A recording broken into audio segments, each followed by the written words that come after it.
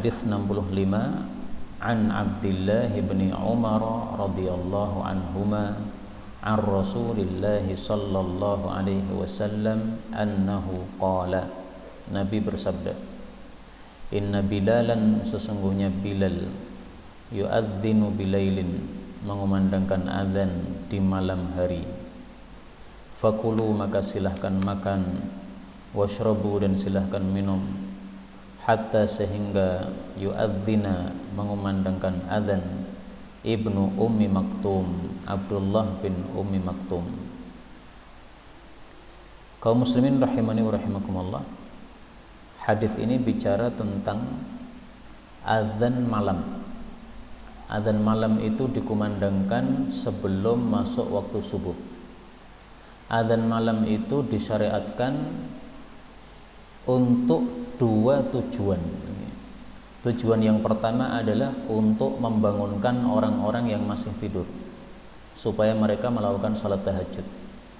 Tujuan yang kedua adalah untuk mengingatkan orang-orang yang salat tahajud supaya dia segera mengakhiri salatnya, karena dia akan masuk waktu subuh. Maka kalau dia perlu sahur, dia bisa sahur dulu sebelum masuk waktu subuh. Maka tujuannya dua. Karena itu dari sholat 5 waktu ini tidak ada yang adzannya 2 kali kecuali subuh saja. Adzan sebelum masuk waktu dan adzan ketika sudah masuk waktu. Kenapa? Karena diperlukan adanya persiapan. Orang kan biasanya sebelum subuh pada tidur, masih pada tidur, banyak yang masih tidur. Nah, kalau orang mau puasa, dia puasanya berbukanya sahurnya harus sebelum subuh. Maka dipersiapkan dulu dengan bangun sebelumnya. Untuk azan malam ini zaman dulu dikumandangkan oleh Sayyidina Bilal.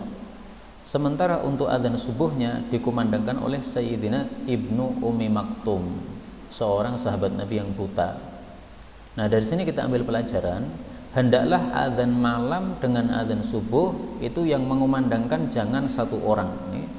Hendaklah yang mengumandangkan azan malam berbeda dengan yang mengumandangkan azan subuh. Kenapa? Karena kalau dikumandangkan oleh satu orang yang sama, ini bisa membuat rancu. Orang tidak tahu ini azan malam atau azan subuh.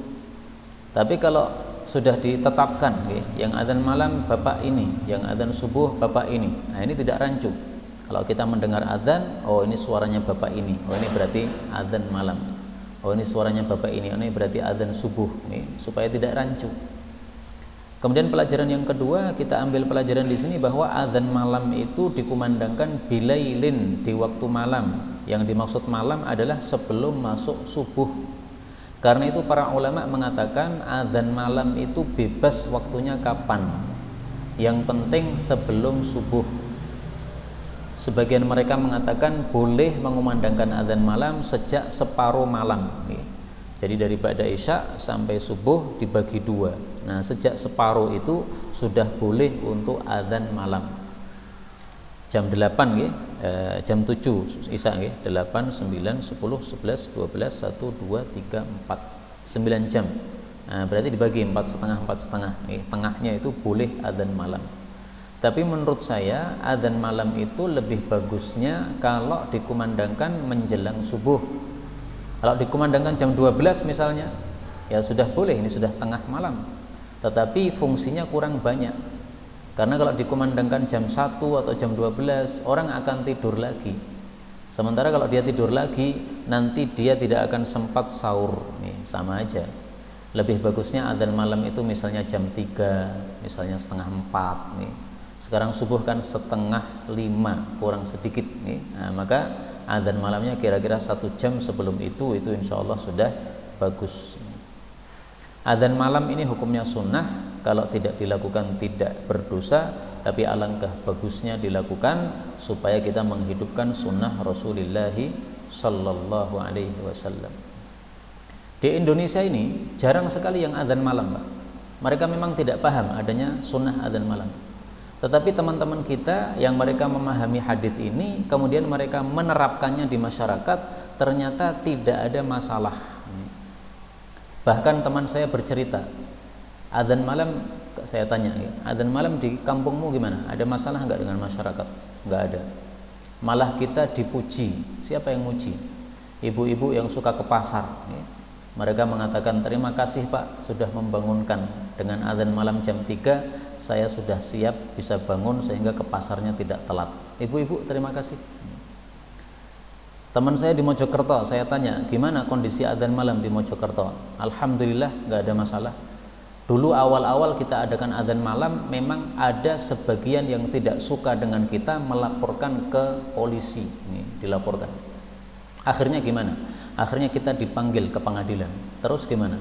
Ya di pengadilan kita jujur aja, kita menyampaikan ini sabda Nabi begini, ini penerapan terhadap sabda Nabi SAW. Ternyata di pengadilan nggak ada masalah. Oleh pengadilan diputuskan nggak apa-apa, lanjutkan, nggak ada masalah. Yang penting ada dasarnya. Nah, enak sudah, nggak ada masalah. Jadi menerapkan sunnah Nabi ini, pertama kita mendapatkan pahala, yang kedua banyak manfaatnya. Orang-orang banyak yang mendapatkan manfaatnya. Ada orang-orang yang gara-gara adzan malam jadi rajin tahajud, ada ibu-ibu yang suka ke pasar malam hari, nah, maka dia bisa terbangunkan dengan sebab adzan kita. Nah, ini sesuatu yang sangat bagus. Kemudian yang dimaksud oleh Nabi adalah fakulu washrabu, makanlah minumlah, sampai Ibnu Ummi Maktum adzan. Maksudnya bahwasanya adzan yang menyebabkan kita tidak boleh sahur itu adalah adzan subuh yang sesungguhnya. Adapun adzan malam ini kita sahur masih nggak apa-apa. Imsak sahur itu nggak apa-apa. Imsak itu bukan berarti haram untuk makan, enggak. Haram untuk makan adalah ketika yu'adzin Ibnu Ummi Maktum, ketika azan subuh dikumandangkan. Imsak biasanya kan 10 menit sebelum azan subuh. Nah, maka ini masih boleh untuk makan minum, nggak ada masalah. Hanya orang-orang ngasih jadwal imsak itu supaya orang tidak berkelanjutan makan. Karena kalau dia berkelanjutan makan sambil ngobrol-ngobrol, tidak melihat jam, akhirnya ketika makanannya belum selesai sudah azan subuh. Nah, maka diadakan imsak itu untuk pemberitahuan saja. Ini 10 menit sudah menjelang adzan subuh, bukan berarti kita haram untuk makan. Kemudian dari hadis ini kita ambil pelajaran juga bahwasanya Ibnu Ummi Maktum, orang yang buta, itu boleh untuk menjadi muadzin, nggak apa-apa. Jadi syaratnya muadzin tidak harus matanya itu melek. Ibnu Ummi Maktum ini dia biasanya kalau adzan subuh menunggu teman-temannya mengatakan, wahai Ibnu Ummi Maktum, ini sudah waktu subuh sudah masuk. Nah, begitu diberitahu sudah masuk, baru kemudian beliau mengumandangkan adzan. Maka nggak apa-apa, orang buta adzan nggak apa-apa. Orang buta jadi imam nggak apa-apa, tidak ada masalah. Karena Ibnu Ummi Maktum ini beliau dijadikan oleh Nabi sebagai imam di Masjid Nabawi ketika Nabi sedang melakukan perjalanan perang. Beliau keluar dari Madinah untuk perang, maka beliau suruh Ibnu Ummi Maktum ini yang menjadi imamnya. 2 kali pernah disuruh oleh Nabi Sallallahu Alaihi Wasallam. Ini turun hujan, kita doa dulu. Allahumma sayyiban nafi'an, Allahumma sayyiban nafi'an, Allahumma sayyiban nafi'an. Hadhihi rahmatullah, mutirna bi fadlillah wa rahmatih. Kita lanjutkan hadis 66.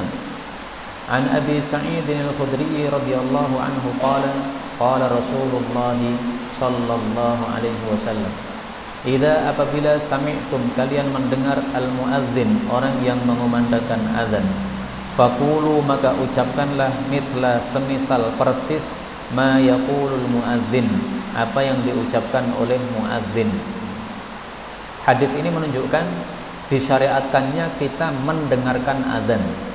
Jadi kalau ada azan, nah kita dengarkan. Kemudian kita tirukan. Apa fadilahnya menirukan azan? Fadilahnya adalah pertama, kita mendapatkan pahala zikir karena azan itu adalah zikir.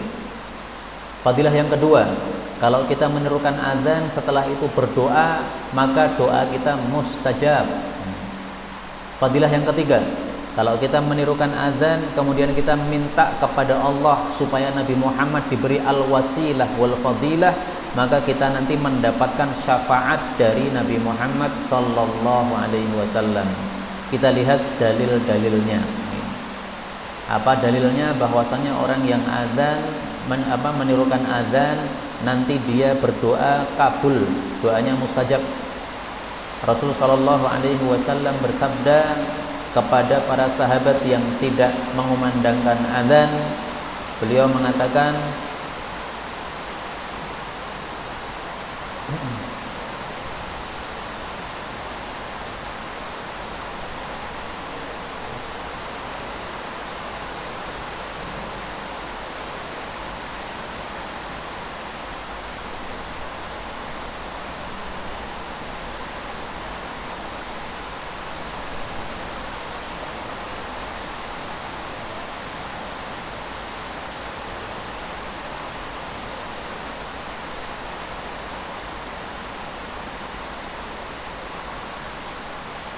"Qul, ucapkanlah, kama yaqulun, sebagaimana yang diucapkan oleh para muadzin.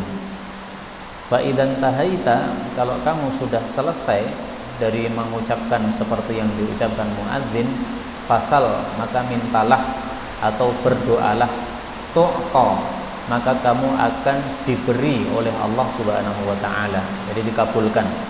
Ini hadis riwayat Abu Dawud, derajatnya adalah sahih. Dalil bahwasanya orang yang memintakan wasilah kepada Nabi setelah adzan mendapatkan syafaat. Rasul sallallahu alaihi wasallam bersabda, "Man qala," siapa yang mengucapkan hina yasma'un nida, ketika mendengar adzan, "Allahumma rabb hadhihi ad-da'wati at-tammah was-salatil qa'imah ati Muhammadanil wasilata wal fadilah wab'athhu maqaman mahmudan alladhi wa'adta." Ini tertulis wa'adtuh, ini salah ya, mestinya wa'adtah.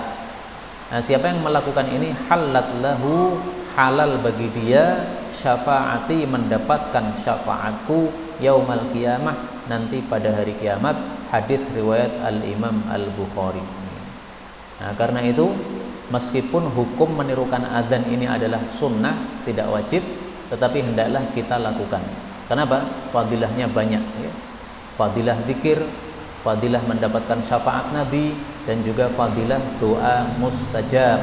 Doanya apa? Bebas, terserah. Pakai bahasa Jawa juga boleh, pakai bahasa Indonesia juga boleh, karena doanya di luar sholat, maka bebas doanya. Dalam hadis ini beliau mengatakan, "Faqulu," ucapkanlah. Ini perintah. Perintah hukumnya apa? Sunnah menurut mayoritas para ulama. Jadi seandainya tidak menirukan adzan tidak berdosa. Tetapi menurut sebagian kecil ulama ini hukumnya adalah wajib, karena asal dari perintah adalah wajib. Menirukannya bagaimana? Misla, semisal persis yang diucapkan oleh muadzin. Jadi boleh kita itu menirukan adzan dari awal sampai akhir persis plek, enggak apa-apa ya. Hayya 'alas shalah, kita tirukan hayya 'alas shalah, enggak apa-apa. Hayya 'alal falah, kita tirukan hayya 'alal falah, enggak apa-apa ya. Meskipun biasanya diucapkan la haula wala quwata illa billah, tetapi kalau kita ucapkan hayya 'alal falah tidak apa-apa. Sebagaimana hadis riwayat Imam Hakim di dalam kitab Mustadraknya.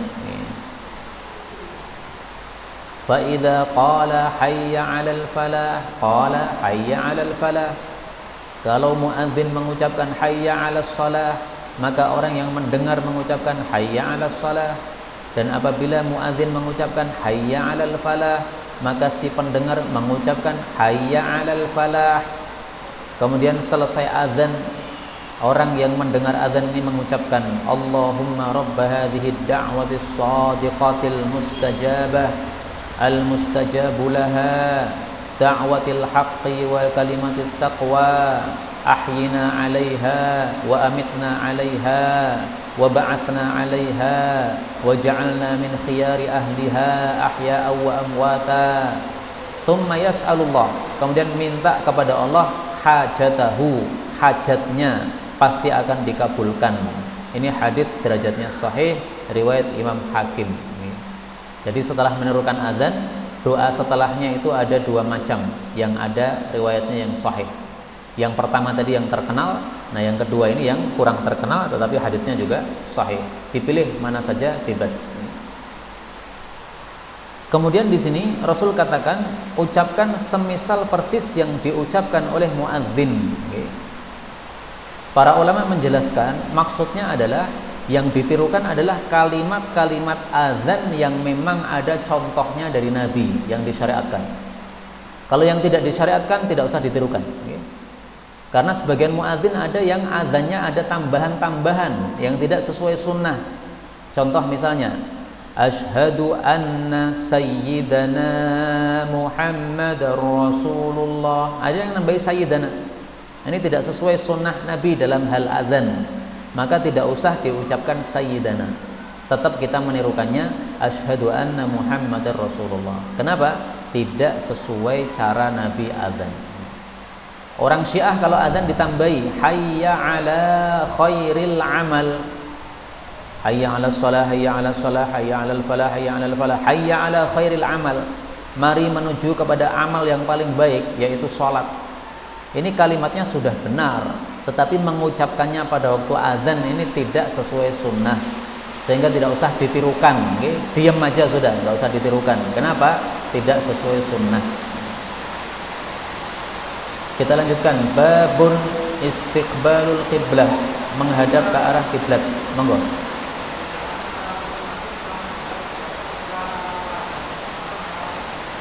Perbedaan antara Bilal dengan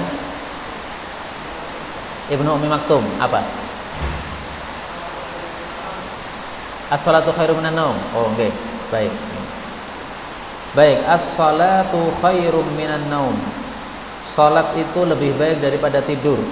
Ini diucapkan pada azan malam apa azan subuh? Diucapkan oleh Sayyidina Bilal azan malam atau diucapkan oleh Sayyidina Ibnu Ummi Maktum azan subuh? Nah, memang ini ada perselisihan pendapat di antara para ulama. Karena itu ringkasnya bebas. Panjenengan pilih salatu khairum minan naum pada azan malam boleh. Panjenengan pilih salatu khairum minan naum pada azan subuh boleh. Yang penting salah satunya saja. Jangan adzan malamnya sama adzan subuhnya semuanya dikasih as-salatu khairum minan naum. Itu enggak sesuai sunnah, Karena Nabi hanya memberikan as-salatu khairum minan naum pada salah satu adzan dari dua adzan subuh itu. Hadisnya sahih, as-salatu khairum minan naum. Hanya para ulama dalam memahaminya berbeda. Ada yang memahami itu maksudnya diucapkan pada adzan malam. Ada yang memahami itu maksudnya diucapkan pada adzan subuh. Kenapa? Karena kalimat hadisnya gini. Fi adzan as-subh al-awwal. Pada adzan subuh yang pertama. Nah, yang pertama itu maksudnya apa ini? Apakah maksudnya adzan malam tadi? Karena adzan subuh kan ada dua, ada adzan sebelum masuk waktunya, ada adzan setelah masuk waktunya. Berarti yang awal adalah yang sebelum masuk waktunya. Ada yang mengatakan azan yang awal itu maksudnya azannya bukan qomatnya. Subuh kan ada azan, ada qomat. Nah, azan ini sebagai azan awal, qomat ini dianggap sebagai azan kedua. Nah, maka gara-gara cara memahaminya berbeda, akhirnya sikapnya juga berbeda. Maka dalam hal ini bebas. Mau pakai di malam hari boleh, mau pakai pada waktu subuh juga silahkan. Kalau saya cenderung memakai pendapat yang mengatakan pada azan malamnya. Kalau kita mendengar as-salatu khairum minan naum, kita menjawab apa? Kita menjawabnya sama dengan apa yang kita dengar, yaitu kita mengucapkan as-salatu khairum minan naum. Kenapa? Karena hadis tadi mengatakan mithla, ucapkan semisal persis yang diucapkan oleh muadzin. Kalau dalam kitab-kitab fikih disebutkan dijawab dengan shadaqta wa bararta. Shadaqta, kamu betul, wa bararta, dan kamu baik. Jadi perkataanmu bahwasanya salat itu lebih baik daripada tidur itu benar. Tapi ini adalah derajat hadisnya dhaif. Sehingga tidak usah kita amalkan. Kita ngamalkan yang sahih-sahih saja. Yang sahih di sini faqulu mithla, ucapkan semisal persis. Jadi enggak usah diubah-ubah. Cukup, Bang? Monggo, Ustaz.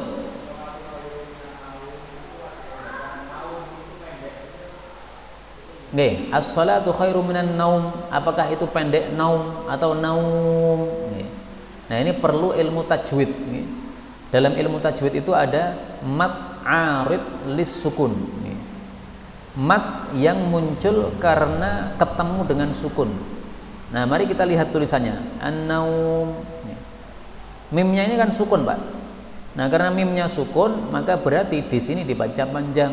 As-salatu khairum minan naum. Yang benar gitu. Kalau ada yang baca as-salatu khairum minan naum, itu salah. Meskipun terjemahnya tidak berubah. Hanya dari sisi bacaan salah bacaannya. Semestinya panjang, dia tidak baca panjang.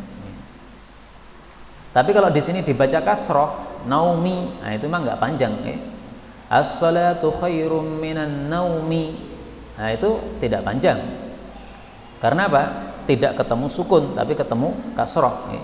Tapi itu juga salah, karena kalau kalimat itu sudah berhenti, itu harokat terakhir harus sukun.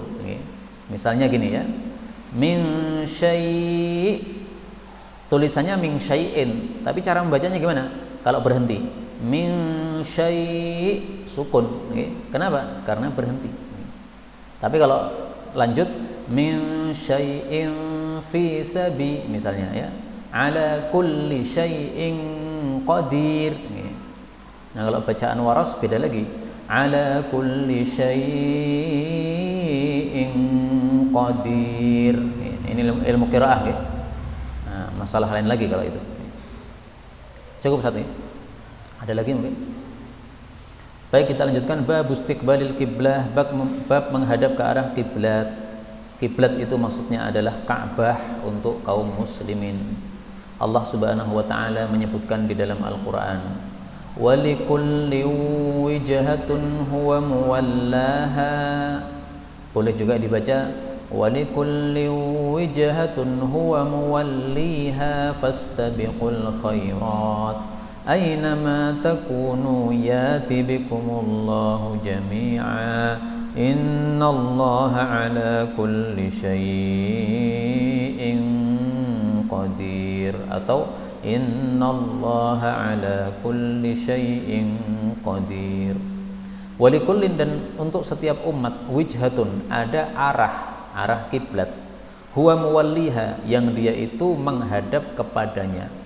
Jadi umat Islam punya kiblat, Nasrani punya kiblat, Majusi punya kiblat, Yahudi punya kiblat, masing-masing menghadap sesuai dengan kiblatnya masing-masing. Nah, kiblatnya umat Islam kemana? Ke Ka'bah, jelas. Allah Subhanahu wa ta'ala mengatakan dalam Al-Quran, fawalli wajhaka syatral masjidil haram, maka hadapkanlah wajahmu, yaitu kalau sholat, ke arah Masjidil Haram. Yang dimaksud Masjidil Haram adalah Ka'bah. Jadi istilah Masjidil Haram itu memiliki 3 makna. Kadang-kadang Masjidil Haram dalam Al-Quran maksudnya Ka'bah, kadang-kadang Masjidil Haram dimaksudkan masjidnya yang ada Ka'bahnya di situ, kadang-kadang yang dimaksud adalah Mekkah. Jadi kalau Ka'bah sempit, kalau masjid lebih luas, kalau Mekkah lebih luas lagi. Nah, semua itu disebut Masjidil Haram. Yang dimaksud dalam ayat ini Masjidil Haram adalah Ka'bah, karena yang menjadi kiblat adalah Ka'bah. Hadis yang pertama 67, An Ibnu Umar radhiyallahu anhuma anna Rasulullah sallallahu alaihi wasallam kana adalah yusabbihu salat sunnah. Yusabbihu tasbih maksudnya apa? Salat sunnah. Jadi istilah lain dari salat sunnah adalah tasbih. Ala, di atas, dhahri, punggung, rahilatihi, unta beliau, haitsu, ke arah, kana, kemanapun, wajhuhu, wajahnya, yumi'u, beliau mengisyaratkan, birosihi, dengan kepalanya, maksudnya membungkukkan badan begini kalau rukuk, membungkukkan lagi kalau sujud. Wa kana Ibnu Umar, dan adalah Ibnu Umar, yaf'aluhu, melakukannya. Wa fi riwayah, dalam riwayat yang lain, kana, adalah Nabi, yutiru, salat witir, ala ba'irihi, di atas unta beliau. Dalam riwayat Muslim, ghaira annahu, hanya saja beliau itu, la yusalli, tidak salat, alaiha, di atas unta, al-maktubah, salat fardu. Walil Bukhari, dalam riwayat Imam Bukhari, illal faraid, selain salat fardu, maka tidak dilakukan di atas unta. Hadis ini menunjukkan 2 hal. Pertama, menghadap ke arah kiblat ketika sholat itu wajib, kecuali 2 kondisi.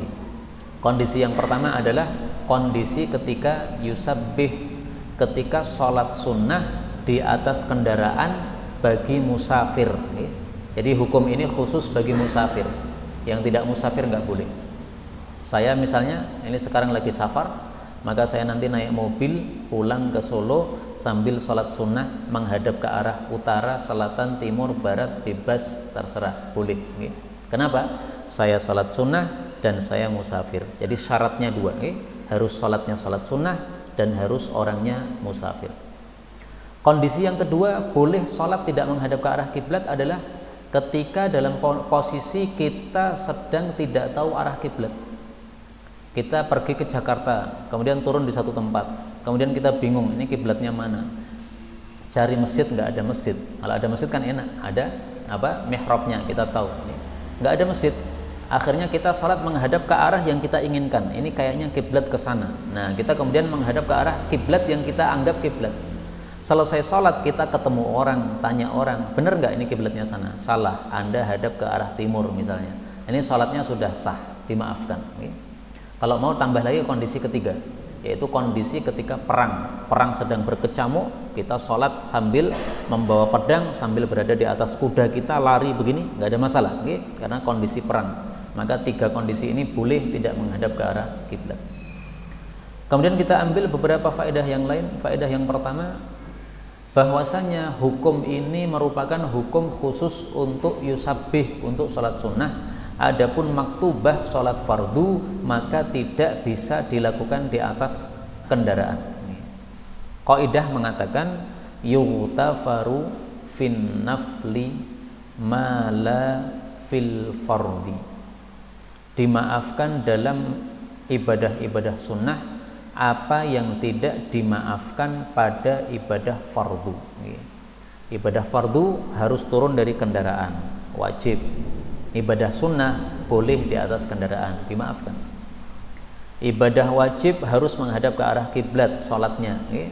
Sholat sunnah tidak harus menghadap kiblat apabila kondisinya di atas kendaraan. Ini hukum khusus untuk ibadah sunnah, diringankan.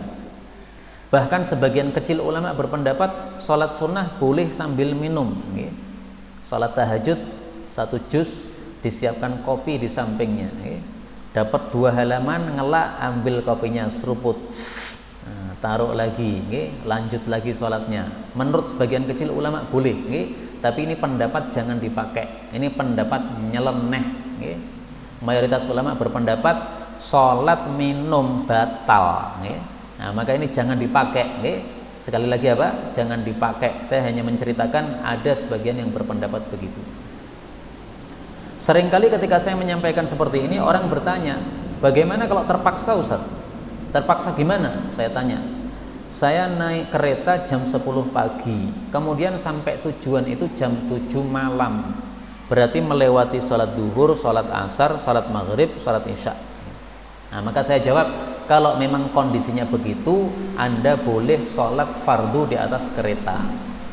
Tapi yang hanya boleh duhur sama asar. Maghrib sama isya tidak boleh di atas kereta. Kenapa? Anda turun jam 7. Jam 7 ini masih waktu isya. Maka masih bisa sholat maghrib sama sholat isya setelah turun dari kereta. Tapi untuk zuhur asarnya sudah kelewat kan? Nah, maka itu boleh dilakukan pada waktu di atas kereta. Ada qaidahnya. Ad-darurat tubihul mahdhurat. Kondisi darurat menyebabkan boleh kondisi yang terlarang. Jadi asalnya terlarang sholat di atas kereta kalau sholat fardu, tapi darurat, gimana lagi? Nggak apa-apa. Kemudian dari hadis ini kita ambil pelajaran juga bahwasanya yumi'u bi ra'sih. Cara sholat di atas kendaraan itu dengan berisyarat dengan kepala. Kalau ruku' begini, Allahu Akbar, Allahu Akbar ruku'. Kalau sujud sama, Allahu Akbar, nggak usah pakai angkat karena sujud. Allahu Akbar. Nah, merunduknya lebih rendah lagi runduknya. Maka badannya masih tetap di atas kursi atau di atas kendaraan, sementara yang bergerak hanyalah kepalanya saja dan juga telapak tangannya kalau memang bisa digerakkan. Kalau kita naik motor kan nggak bisa itu. Nah, tapi kalau naik mobil bisa. Kecuali yang biasa lepas setang. Kalau biasa lepas tang nggak apa-apa. Nah, dilepas untuk apa? Menggerakkan tangan, habis itu pasang lagi. Tapi kalau bahaya nggak usah lepas setang. Tapi kita lanjutkan hadis 68. Wa an ibni Umar radhiyallahu anhuma qala bainama ketika annasu para manusia di Quba, di Masjid Quba, fi salati subuh, pada salat subuh, tiba-tiba ja'ahum, datang kepada mereka, atin, orang yang datang. Faqala, lalu dia mengatakan, innan nabiyya, sesungguhnya Nabi sallallahu alaihi wasallam, qad unzila, telah diturunkan, alaihi, kepada beliau, al-lailata, tadi malam itu, Qur'anun, ayat Qur'an. Apa isinya ayat Quran? Yaitu waqad umira, beliau diperintahkan oleh Allah ayyastaqbila, untuk menghadap al-qiblah, ke arah kiblat, yaitu Ka'bah. Fastaqbiluha, maka menghadaplah kalian ke arah Ka'bah. Wa kanat, dan adalah wujuhuhum, arah mereka itu ila Syam, menghadap Syam waktu itu, alias menghadap ke utara. Fastadaru, maka mereka itu memutar, ya, berputar, ilal Ka'bah, menghadap ke arah Ka'bah, yaitu ke arah selatan. Hadis ini menunjukkan bahwa umat Islam mengalami 2 kali punya kiblat. Kiblat di awal-awal Islam itu bukan ke Ka'bah, tapi ke Baitul Maqdis. Ini kota Madinah, kemudian di sini Ka'bah, itu selatannya Madinah. Baitul Maqdis itu sini, utara sini. Maka orang Madinah kalau sholat dulu di awal-awal Islam menghadapnya ke arah utara, arah Baitul Maqdis. Tapi kemudian diubah oleh Allah. Sekarang kiblatnya pindah kemana? Ke arah Ka'bah, yaitu ke arah selatan. Nah, maka dalam kasus ini orang-orang Kuba waktu sholat subuh, mereka belum tahu bahwasanya Nabi sudah disuruh pindah kiblat. Mereka masih menghadap ke arah Baitul Maqdis. Ada orang lewat, kemudian memberitahu Nabi tadi malam itu sudah dapat wahyu baru, isinya bahwasanya kita disuruh menghadap ke arah Ka'bah, maka silahkan menghadap ke arah Ka'bah. Akhirnya mereka putar, imamnya yang asalnya di selatan, dia berpindah ke selatan, utara sana, yang asalnya ke utara, dia pindah ke selatan. Nah, gimana pindahnya? Wallahu a'lam. Yang jelas namanya imam itu kan di depan. Ketika dia mengimami ke arah Baitul Maqdis, berarti dia di arah utara. Nah, ketika menghadap ke arah Ka'bah, berarti dia pindah ke selatan. Ya mungkin berjalan begitu. Mungkin jamaahnya menyiapkan tempat begitu. Mereka memberikan tempat supaya imamnya bisa maju ke depan, sehingga kemudian mengimami di depan mereka. Dari sini kita ambil pelajaran bahwasanya bicara kepada orang sholat itu boleh, karena dia ini mengatakan fastaqbiluha, ayo silahkan menghadap ke arah kiblat, ngomong nggak apa-apa. Kita cari kunci karena ada orang mau masuk rumah kita, kuncinya dibawa istri kita lagi sholat, nunggu sholat selesai kelamaan, ini yang datang adalah mertua kita dari jauh, kasihan nunggu di luar. Nah, kita tanya sama istri kita, kuncimu tok deleh ndi? Dia sedang sholat, nggak apa-apa. Istrinya nggak boleh jawab, istrinya hanya boleh untuk berisyarat. Misalnya dia nunjuk ke arah lemari, nah, maka boleh seperti itu. Atau dia nunjuk ke arah kantong, nah, maka dirogoh oleh suaminya di kantongnya istrinya, nggak apa-apa. Ini isyarat seperti ini tidak membatalkan sholat. Yang membatalkan adalah ucapan. Kemudian dari sini juga kita ambil pelajaran bahwasanya hukum Islam itu mengalami perubahan-perubahan yang disebut nasakh atau nasikh mansukh. Kadang Allah menetapkan hukum begini, kemudian diubah hukumnya jadi begini. Seperti itu biasa, nggak ada masalah.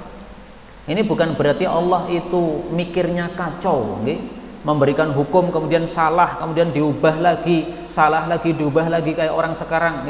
PSBB sampai tanggal sekian, kurang, tambah meneh, ganti bukan PSBB namanya ganti apa lagi, wah kurang lagi. Kalau itu orang bingung nih, tapi kalau Allah nggak pernah bingung. Allah memberikan keputusan hukum ini bukan karena bingung, tetapi karena kebijaksanaan. Allah sudah menyebutkan dalam Al-Quran, ma nansakh min ayatin aw nunsiha na'ti bi khairin minha aw mithliha. Apapun yang kami hapus dari ayat-ayat atau kami lupakan, maka kami akan datangkan yang lebih baik darinya atau yang semisal dengannya. Alam ta'lam annallaha ala kulli syai'in qadir. Kamu kan tahu Allah itu maha kuasa atas segala sesuatu, sehingga kalau mengubah-ubah hukum sesuai kebijaksanaan terserah Allah Subhanahu wa taala. Nah, kenapa Allah itu mengubah kiblatnya kok ke arah Ka'bah, tidak ke arah Baitul Maqdis lagi? Karena sejak zaman dulu Allah sudah menetapkan namanya Nabi Muhammad SAW itu ada ciri-cirinya. Nabi Muhammad ciri-cirinya apa? Punya umat yang kitab sucinya itu berada dalam hati-hati mereka. Maksudnya kitab sucinya bisa dihafalkan. Beda dengan Taurat Injil, Pak, nggak bisa dihafalkan. Yang hafal Taurat Injil itu hanya 1 atau 2 orang saja.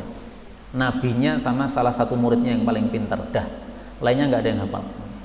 Tapi Quran banyak umat Islam yang hafal. Bahkan orang Jawa nggak paham bahasa Arab bisa hafal Quran. Salah satu ciri-ciri Nabi Muhammad SAW adalah sholatnya menghadap ke arah Ka'bah. Nah, itu sudah ada ketetapannya sejak zaman dulu. Dalam kitab Taurat, dalam kitab Injil disebutkan nanti akan muncul Nabi akhir zaman, ciri-cirinya sholatnya ke arah Ka'bah.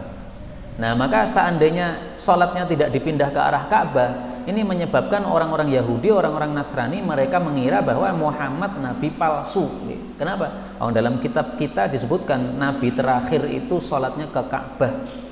Kok ini tidak ke Ka'bah, berarti kamu palsu. Nah, supaya tidak begitu, Allah pindah kiblatnya ke arah Ka'bah. Maka semua Yahudi dan Nasrani itu sebenarnya mereka itu bohong kalau mengatakan Nabi Muhammad bukan Nabi. Mereka adalah orang yang menyembunyikan isi kitab suci mereka. Kalau mereka mau jujur, mereka akan mengatakan Muhammad betul-betul Nabi. Kenapa? Ciri-cirinya sudah plek persis betul dengan kitab suci mereka. Salah satunya kiblatnya ke Ka'bah. Tapi kita lanjutkan 69. An Anas bin Sirin radhiyallahu anhu qala, istaqbalna, kami menyambut Anas bin Malik radhiyallahu anhu, hina ketika qadima dia datang minasyami dari negara Syam. Falaqinahu, maka kami berjumpa dengan beliau bi'ainit tamri, di tempat namanya Ainut Tamr. Fara'aituhu, maka aku melihat beliau itu yusalli salat ala himarin, di atas keldai. Wa wajhuhu, sementara wajahnya min dzal janib, ke arah sisi sini. Yakni maksudnya an yasaril qiblah, ke kirinya kiblat. Jadi tidak menghadap kiblat tapi malah ke arah kirinya kiblat. Fakultu, maka saya bertanya, ra'aituka, saya melihat Anda tusalli, melakukan salat li ghairil qiblah, tidak menghadap kiblat. Faqala, maka Anas menjawab, laula, kalaulah tidak, anni ra'aitu Rasulullah, bahwa aku melihat Rasul sallallahu alaihi wasallam yaf'aluh, melakukannya, ma fa'altuh, aku juga tidak akan melakukannya. Nah, ini hadis sahih menunjukkan bahwa orang sholat tidak menghadap kiblat boleh, tapi syaratnya 2 tadi. Pertama, sholatnya sholat sunnah. Yang kedua, syaratnya dia harus musafir. Ini Anas kan lagi safar ini. Istaqbalna, kami sambut, berarti dia safar. Dia datang dari jauh, dari Syam, kemudian menuju ke Madinah.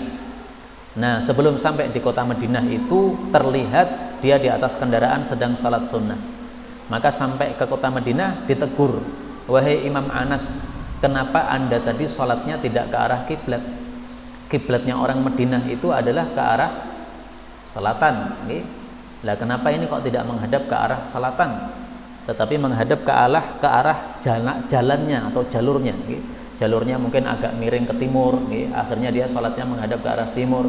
Nah, maka dijawab oleh Anas, saya melihat Rasul Shallallahu Alaihi Wasallam. Apa bedanya hadis ini dengan hadis yang pertama? Hadis yang pertama, rohilah. Rohilah itu artinya onta. Sementara hadis yang terakhir ini adalah himar. Himar itu artinya keledai. Jadi maksudnya penulis kitab ini adalah bahwasanya kendaraan apa saja untuk sholat sunnah hukumnya sama. Jadi ini bukan hukum khusus untuk onta, enggak. Memang Nabi dulu pas sholat sunnah itu pas di atas unta, tapi bukan berarti kalau selain unta hukumnya berubah, enggak. Mau pakai kuda, mau pakai kereta, mau pakai keledai, sama saja. Okay? Jadi ini hadisnya ini disampaikan di sini bukan sia-sia, okay? Untuk menunjukkan bahwa hukumnya sama. Selain itu untuk menunjukkan bahwa himar ini kan hewan yang haram dimakan. Meskipun dia haram dimakan, tetapi di atasnya digunakan sholat nggak apa-apa. Jadi seandainya ada tunggangan yang haram dimakan, itu boleh untuk kita sholat di atasnya. Unta halal, kuda halal, keledai haram, gajah haram menurut sebagian ulama. Nah, boleh nggak kita sholat di atas gajah? Berdasarkan hadis ini kita jawab boleh. Kenapa? Gajah memang haram, tetapi sama dengan keledai, boleh sholat di atasnya. Nah, maka Masya Allah, para ulama itu kalau menampilkan hadis begini, ini pasti ada maksudnya. Jadi jangan dianggap sia-sia, ini hadisnya sudah diulang, tadi sudah ada, kenapa ditampilkan lagi? Enggak, beda, okay? Karena di atas tadi unta, di sini keledai. Inilah yang dapat kita baca pada malam hari ini, benarnya dari Allah Ta'ala, dan apabila ada salahnya fa astaghfirullahal azim li wa lakum. Sisa waktu kalau ada tanya jawab dipersilahkan.